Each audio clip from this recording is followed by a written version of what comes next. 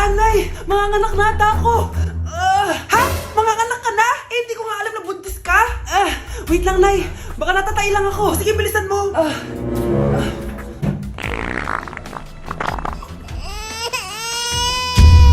Nay, nanganak na ako. Ha? Lumabas na? Parang tinain mo lang yan ah. Paano na to, Nay? Tawagin mo tatay niyan. Manda sa akin yan. Sige po, Nay. Babe, punta ka daw dito. A few moments later. Hello po. Nay, nandito na siya.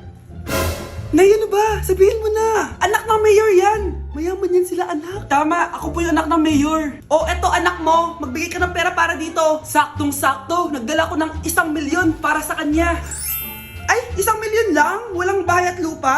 Sige. Bigay ko na din yung isang mansyon namin. Ay, mansyon lang? Walang sasakyan? Bibili ako ng sasakyan para sa inyo. Okay na ba yun, tita? Ay, oo, okay na yan. Talino ko talaga. Mindset lang yan.